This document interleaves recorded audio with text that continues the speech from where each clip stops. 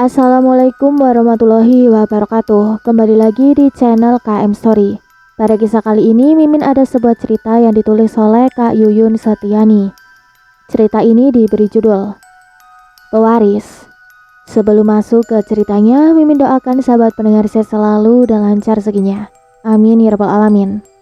Baiklah, langsung saja kita masuk ke ceritanya dan selamat mendengarkan.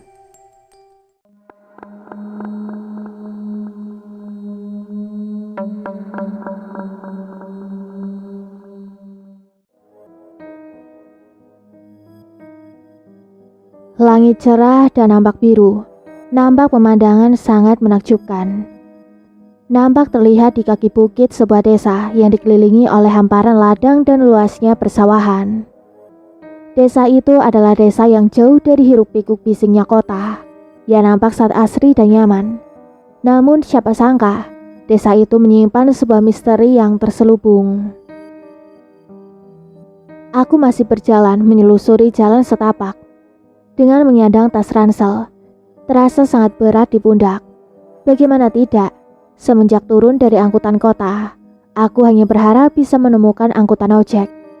Sampai sejauh ini berjalan, namun tak kunjung kutemui. Di dekat sebuah tikungan ada sebuah gardu. Aku mencoba beristirahat sejenak.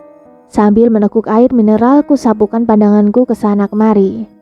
Dan nampak kulihat seorang laki-laki parubaya. Nampak hendak lewat tepat di depanku.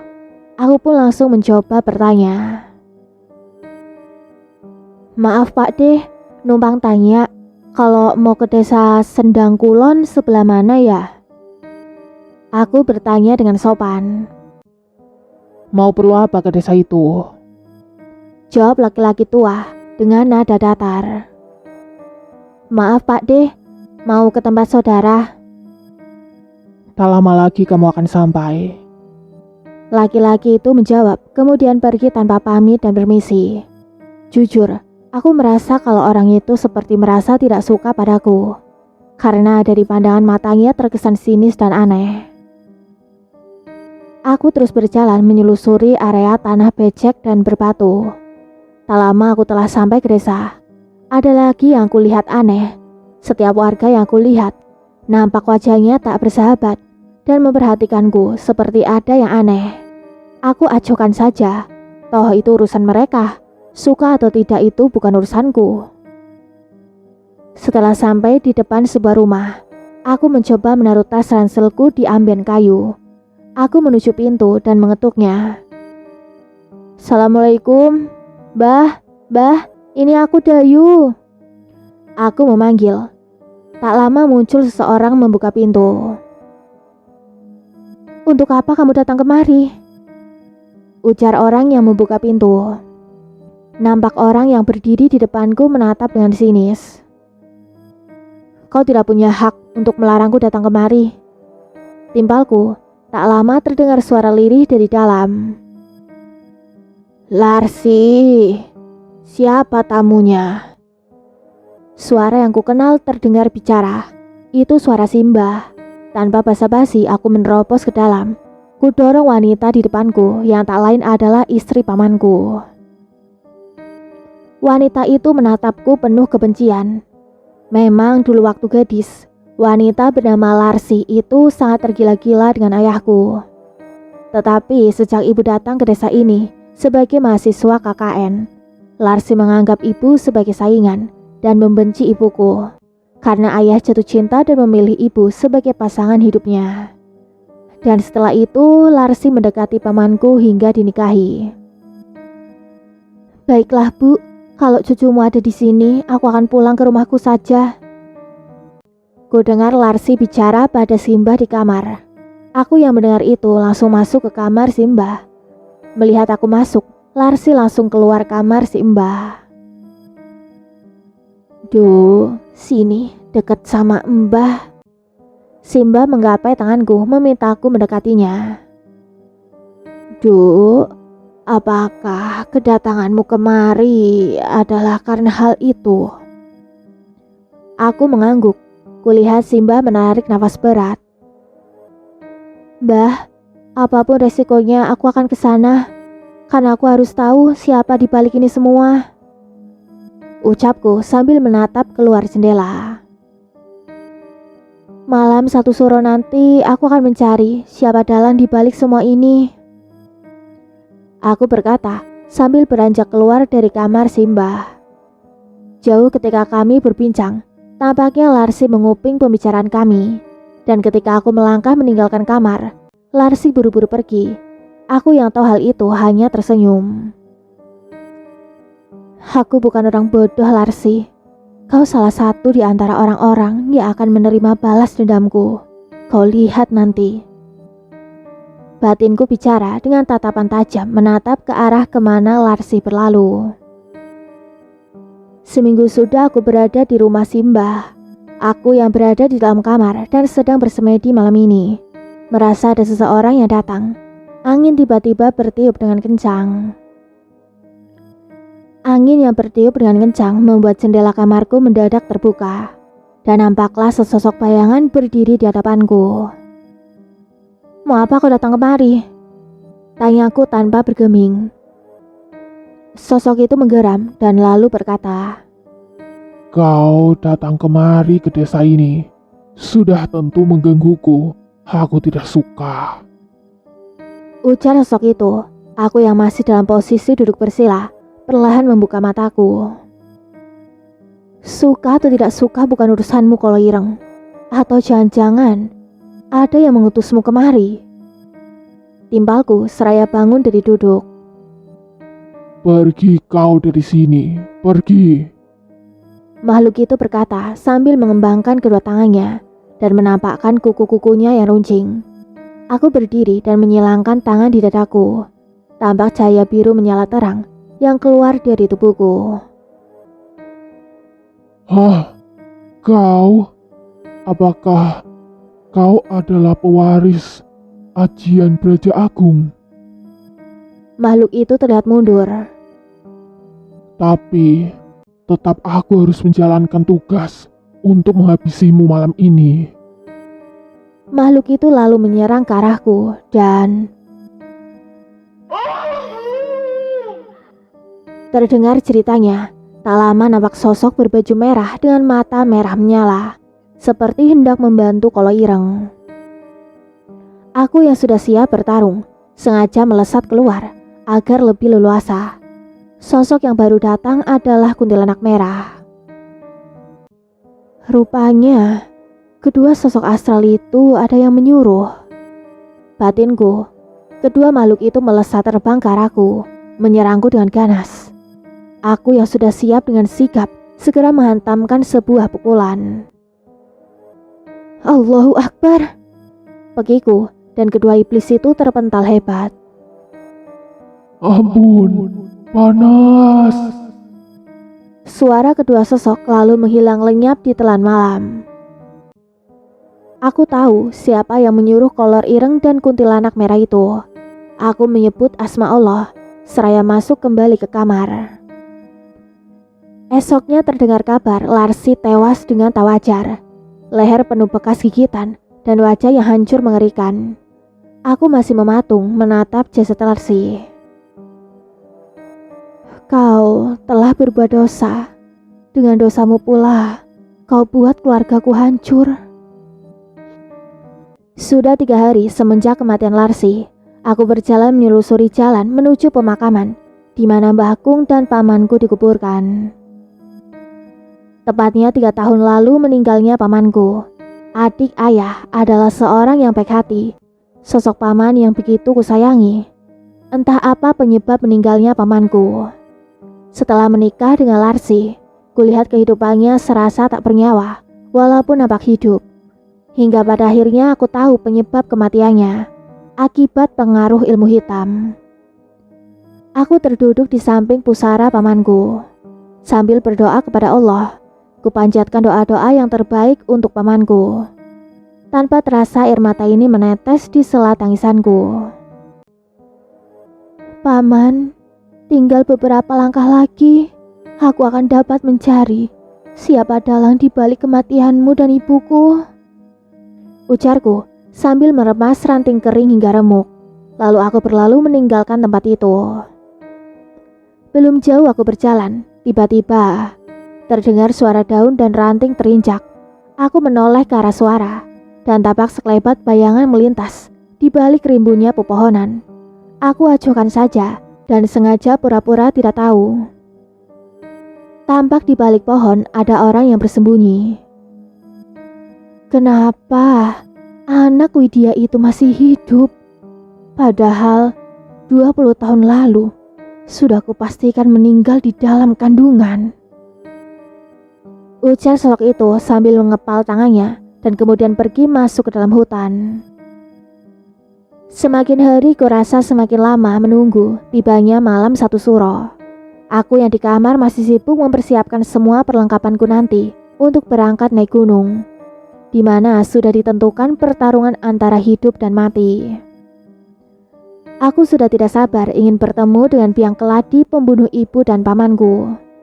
Bagiku, kerocok-kerocoknya urusan nanti, asalkan bisa bertemu dengan akar bonggolnya.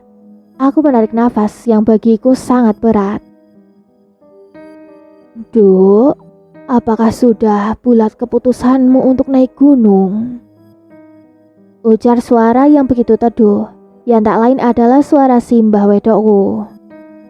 Nggih Mbah, aku mohon doamu Mbah. Sudah kupersiapkan dengan matang dari jauh hari. Akan tujuanku naik ke gunung. Aku sudah siap hendak melakukan perjalanan hari ini. Aku menuju kamar Simbah dan berpamitan. Duk, hati-hati ya. Ujar Simbah sambil memelukku. Aku memeluknya dan berpesan untuk Simbah agar menjaga diri selama aku tinggal. Setelah berpamitan, aku melangkah meninggalkan desa Simbah dan mengambil jalur ke arah selatan, di mana gunung yang kutuju berada di sana. Dengan semangat dan tekad bulat, aku berjalan menelusuri jalan dan mulai memasuki hutan, di mana masih terbilang cukup jauh untuk bisa sampai ke gunung itu. Setelah kira-kira sepenanakan nasi aku berjalan, kurasa waktunya aku beristirahat. Aku memilih duduk dan bersandar di salah satu pohon yang terbilang besar dan rindang. Kuambil botol air yang kutaruh di pinggangku dan kuteguk melepas dahaga. Dengan duduk aku melihat sekeliling dan memperkirakan jauh rute yang akan kutempuh. Tampak berdiri pohon-pohon yang kokoh dan rimbunya hutan ini. Di sebelah kiriku nampak terlihat curamnya jurang yang siap menelan siapa saja yang tergelincir ke sana. Aku yang sudah cukup istirahat mulai melanjutkan perjalananku. Setidaknya malam nanti aku harus sampai di perbatasan tepi gunung Sendang Kidul. Kulihat sepanjang pendakianku, tampak sudah mulai gelap, tetapi aku tidak boleh ceroboh. Kalau aku berjalan tergesa-gesa, bisa dipastikan akan terjadi hal-hal yang tidak diinginkan. Burung-burung dan hewan hutan diiringi suara binatang malam mulai bernyanyi. Suatu tanda malam sudah mulai datang. Terlihat suasana di kaki gunung ini begitu menyeramkan, dengan kegelapan yang bikin nyali siapapun ciut bila berada di sini. Aku menyalakan senter otomatisku yang kupasang di kepala dan melanjutkan pendakian. Mungkin orang akan berpikir aku adalah wanita gila yang bosan hidup, tetapi bagiku masa bodoh, karena mereka berpikir tanpa melihat yang terjadi padaku. Malam semakin naik. Aku masih terus berjalan dan mendaki jalan setapak yang semakin melawan untuk ditempuh.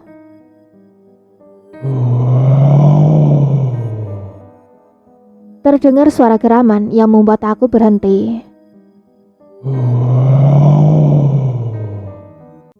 Suara itu pun kembali terdengar.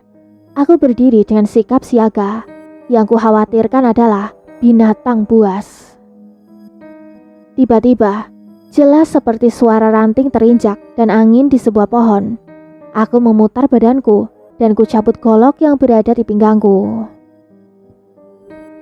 Sambil tetap dengan sikap waspada, sengaja senter otomatis di kepalaku kumatikan, agar aku bisa tahu sosok apa yang mengancam di balik gelapnya malam.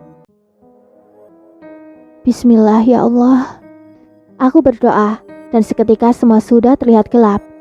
Nampak dari segala penjuru, nampak seperti ada bola api menuju ke arahku.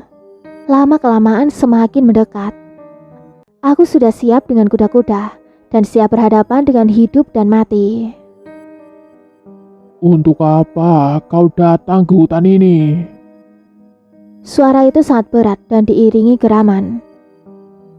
Yang pastinya, urusan ini tidak akan mengganggu kalian, jawabku.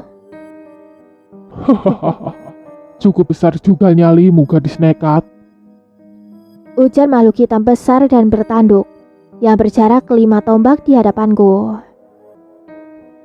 Tetapi sebelum kau bisa melewati kawasan ini, kau harus mengalahkanku dulu. Ujarnya disertai serangan yang tiba-tiba. Suara serangan makhluk penunggu hutan ini terdengar seram dan mematikan. Dengan sikap aku mengelak dan dengan golokku kubabat ke sana kemari. Bahuku tergores kuku makhluk itu dan aku sangat kesal. Tak bisa menunda lagi, aku berdiri sambil menyilangkan tanganku di dada. Bismillahirrahmanirrahim. Allahu Akbar. Dengan sekali hantaman, kuarahkan pukulan ke segala arah. Terdengar pekik dan raung makhluk-makhluk di sekitarku. Tampak di kegelapan sosok-sosok itu semakin bersujud di hadapanku. Ampun sang pewaris, ujar makhluk-makhluk itu sambil bersujud. Bangun, aku tidak pantas untuk kalian sembah, ujarku sambil kembali memasukkan golokku ke warangkannya. Ya, aku inginkan bisa cepat sampai ke alas kidul, ucapku sambil menyandang tas ransel dan sudah siap untuk melanjutkan perjalanan ke atas pendataran ini. bila kau izinkan, kami akan mengantarmu ke Sendang Alas Kidul, ujar makhluk tinggi besar bertanduk. sebelum matahari terbit, kau sudah bisa sampai ke sana, ujarnya seraya menjura hormat. Aku terhenti dalam langkahku dan menoleh ke arah makhluk-makhluk gaib itu berdiri. Terima kasih, kalian cukup mengantarkan sampai di sini saja.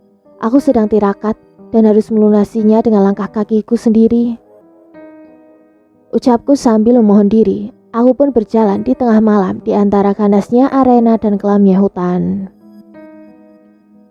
Waktuku berjalan sudah mencapai batas kekuatan di tubuhku. Ada yang aku lupa, ya senter di kepalaku. Aku merasa seperti tidak membutuhkannya. Aku tersenyum sendiri, dan tepat di sebuah belukar, ku dengar suara seperti ada rombongan yang akan melewati hutan ini. Aku sengaja menepi dan ingin menyaksikan apa gerangan yang akan aku lihat nanti. Dan seperti biasa, golok andalanku selama mendaki, ku cabut dari warangkanya. Lalu aku berdiri menunggu. Tak lama tampaklah ku lihat di kegelapan, memang seperti rombongan yang berarak-arakan. Dan kulihat tampak berjalan di depan adalah punggawa. Dan yang memapah tandu adalah kelompok orang berbaju dan bercadar putih. Keningku berkerut karena ada satu sosok yang begitu familiar di mataku. Paman? Tanyaku, dan sosok yang berjalan di sebelah para dayang-dayang adalah Ibu. Ingin sekali aku melompat dan menghampiri rombongan itu. Tetapi ketika itu tampak salah seorang dari si cadar menoleh ke arahku bersembunyi. Hentikan! Suara itu terdengar memerintah, dan tampak rombongan jin alas itu berhenti tak jauh dari tempatku. Hei, gadis pewaris, keluar kau. Aku pun keluar ketika sudah ketahuan oleh rombongan itu. Dengan sigap dan siaga aku mencabut golok dari warangkanya. Sosok itu mendekatiku dan menatapku dengan tajam. Apa yang kau cari di alas kidul ini? Sosok yang sudah pasti bukan manusia ini bertanya. Apa perlu aku memberitahumu? Jawabku. Ternyata kau pandai juga menutupi niatmu. Kau ingin bertemu ibu dan pamanmu, bukan?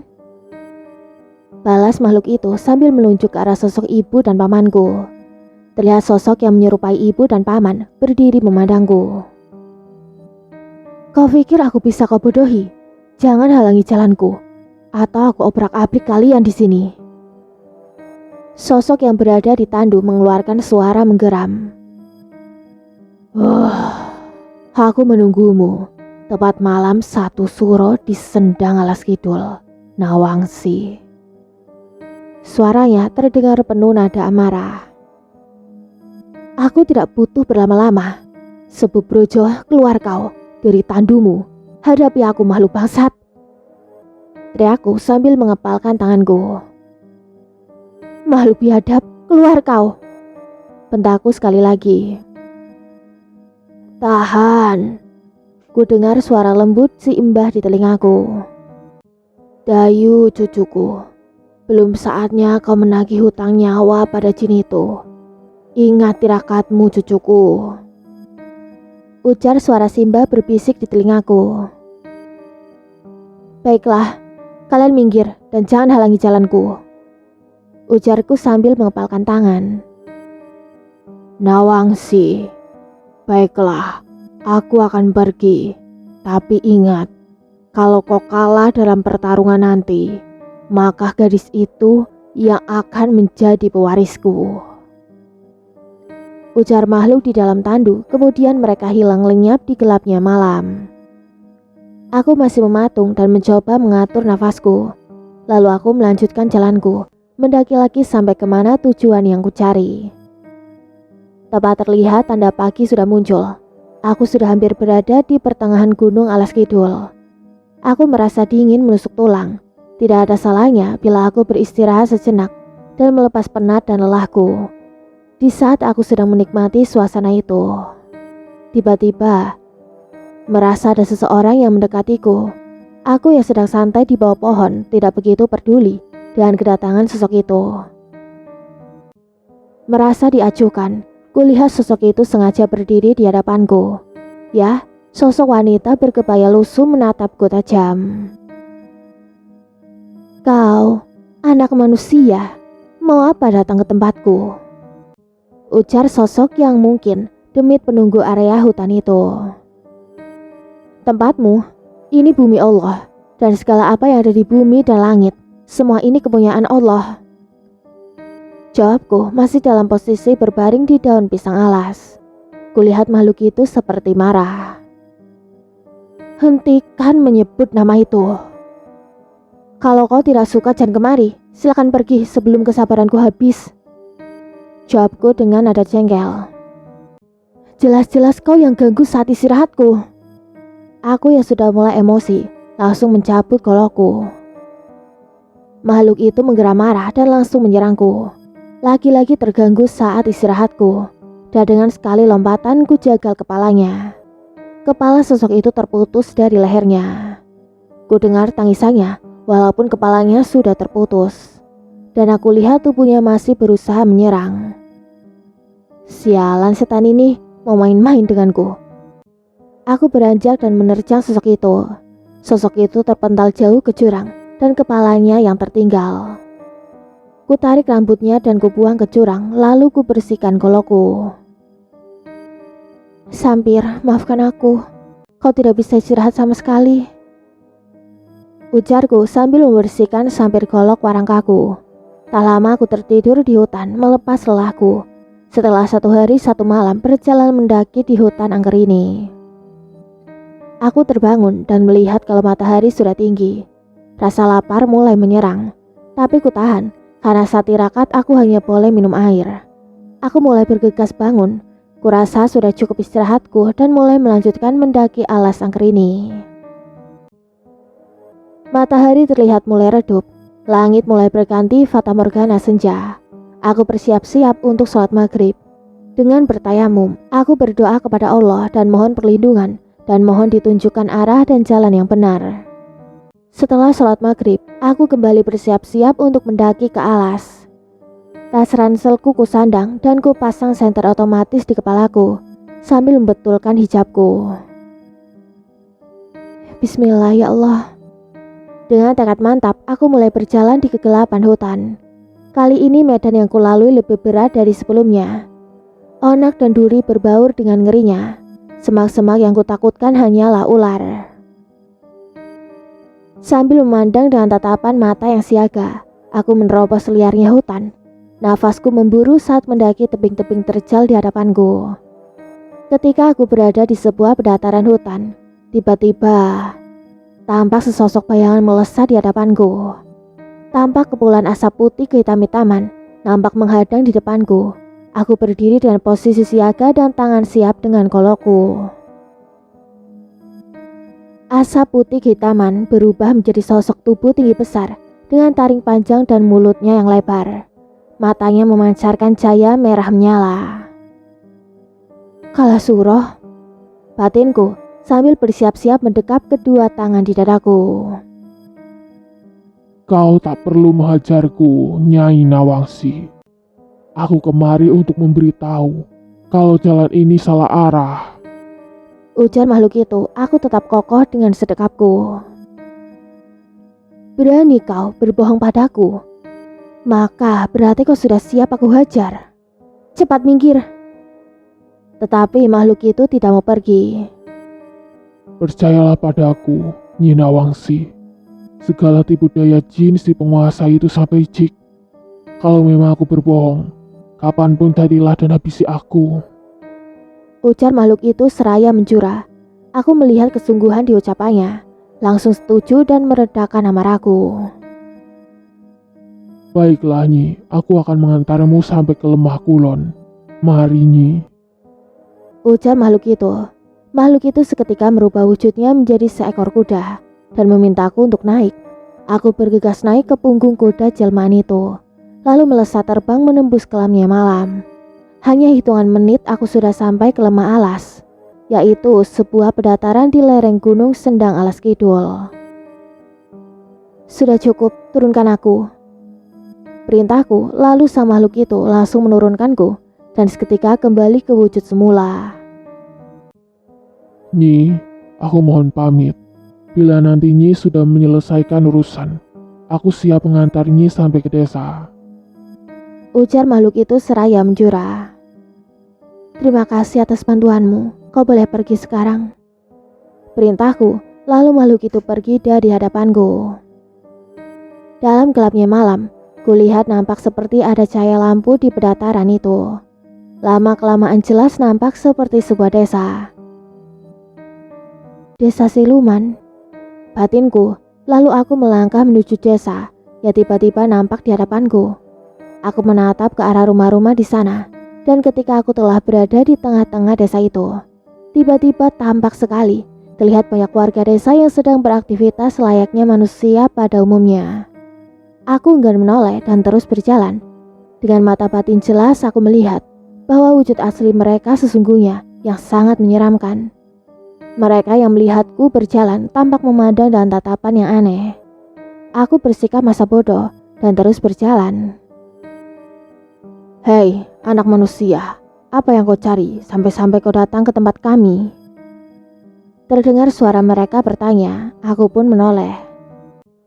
Aku mencari Sepu Brojo, apa kalian tahu di mana dia? Balasku sambil berdiri, dan tampak mereka beramai-ramai menghampiriku. Aku yang merasa terancam sudah siap-siap dengan ajianku. Tetapi ketika aku mulai akan bereaksi, terlihat mereka mundur menjauh. Kau ternyata bukan manusia sembarangan, ujar setan-setan hutan itu. Sepu Brojo akan datang pada malam satu suro ke Sendang Alas Kidul yang berada satu tingkat di alas tempat kami, ujar setan-setan hutan itu. Baik kalau begitu, tolong beri aku jalan. Aku meminta. Aku meninggalkan desa siluman itu dan menuju ke arah atas gunung ini dengan memegang tonggak kayu di tangan kanan sebagai penahan tubuhku yang sedang berjalan dengan menanjak.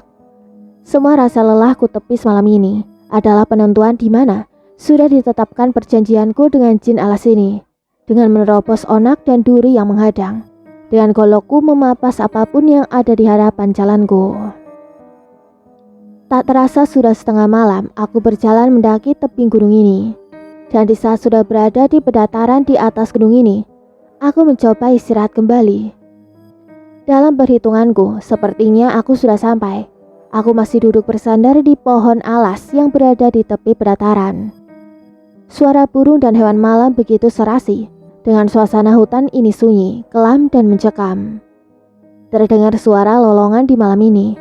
Aku heran dan melihat arloji di tanganku. Seharusnya saat ini sudah menunjukkan pukul 4 pagi. Tetapi kenapa? Suasana di sini seperti masih berada di waktu jam 12 malam. Sebenarnya aku berada di mana? Apakah berada di alam lain? Begitu tanda tanya di hatiku. Aku mencoba berpikir positif dan berhenti melanjutkan perjalananku. Tinggal menunggu apa yang akan kuhadapi nanti. Selamat datang di wilayahku, Dayu. Ada suara yang membuat aku terkejut. Aku bangkit dari dudukku dan berdiri. Malam ini, kau hanya menunggu bagaimana nasib dan hidupmu. Suara itu disertai tawa keras dan menggema. Dan aku merasa dadaku sakit. Ada serangan membokong tanpa aku ketahui. Aku terhuyung dan memegang dadaku. Lagi-lagi tubuhku diserang dan aku terpental jauh. Kurang ajar, siapa yang sudah kali membokongku? Ucapku sambil mencoba berdiri. Aku terpental hebat dengan luka di dadaku. Serangan makhluk itu sangat mematikan. Tubuhku terasa remuk. Aku mencoba bangkit, tapi lagi-lagi sosok itu kembali menyerangku. Mampus kau, Nawangsi, rasakan ini. Kata sosok itu dan kembali menghantamku. Aku roboh untuk keempat kalinya. Ya Allah, tolonglah aku. Aku mencoba bangkit dan bersemedi. Aku menghimpun kekuatan dengan membaca ayat-ayat suci. Lalu ku kepalkan tanganku dan terdengar dentuman hebat disertai hawa panas akibat dua kekuatan yang beradu. Aku terpental jauh dan roboh tak berdaya. Terdengar raungan sosok jin itu disertai hangusnya tubuhnya. Dengan sisa kekuatan, aku mencoba untuk kembali bangun. Tetapi seolah tubuh ini sudah hancur. Dengan posisi terlentang dengan luka-luka yang parah, aku hanya bisa menatap nanar di gelapnya hutan. Setelah itu, aku tidak sadarkan diri. Entah berapa lama aku pingsan, dan dengan sisa kekuatanku, ku coba merangkak berjalan menggapai tas ranselku untuk mengambil botol air minum. Tetapi lagi-lagi aku tidak bisa dan terkapar. Aku terbangun dan membuka mataku. Kulihat di sampingku seperti ada ibu dan paman, juga kelompok orang-orang yang wajahnya pucat. Aku mencoba untuk bangun dan duduk. Dayu, anakku, terima kasih. Kau telah menyempurnakan jiwa kami yang terbelenggu di alam siluman. Ibu dan semua tumbal di sini merasa jiwa kami sudah tenang sekarang. Ibu, paman, jangan pergi. Jangan tinggalkan aku. Aku berteriak dengan menggapai tubuh mereka. Tetapi mereka hilang lenyap, seolah menembus angkasa. Aku menangis dan teriak sekuat-kuatnya. Semua pergi, semua hilang. Ya Tuhan, mengapa ini terjadi padaku? Suaraku memecah kesunyian rimba belantara. Di saat aku kehilangan kendali, tampak datang sosok wanita cantik jelita yang wajahnya sama persis dengan wajahku. Siapa kau? Ujarku masih dalam keadaan terluka parah. Aku Nawangsi leluhurmu. Tugasmu sudah selesai cucuku. Dan pakailah kain liris ini untuk mengobati luka dalammu. Hayo cucuku. Ujar sosok bernama Nawangsi. Aku memakai kain liris sebagai selimut. Dan subhanallah, sungguh keajaiban. Tubuhku seakan pulih dan ringan. Dengan sikap aku bangkit berdiri. Tampak wanita itu tersenyum lalu mengambil golokku. Sampir, apakah kau masih ingin mengawal majikanmu? Sosok itu bertanya pada golokku. Dan seketika Sampir warangan berubah menjadi sosok resi dan bersujud kepada Nawangsi. Hamba akan tetap bersama sang pewaris, Nyi Ratu, sampai akhir hayatnya. Baiklah, aku akan kembalikan ke Segara Kidul dan mengabdikan diri kepada Kanjeng Ratu Kidul karena tugasku sudah selesai. Aku memandang takjub ke arah Nawangsi dan setelah menjurah hormat, Terlihat sosok abdi dalam Segoro Kidul itu terbang dan menghilang. Lalu golokku sampir sarangan telah berwujud ke bentuk semula. Aku berdiri dan menyandang tas ranselku untuk kembali pulang. Demikianlah kisah akhirnya. Semoga sahabat pendengar terhibur dengan cerita ini. Tunggu cerita lainnya di video selanjutnya. Mimin pamit undur diri. Wassalamualaikum warahmatullahi wabarakatuh.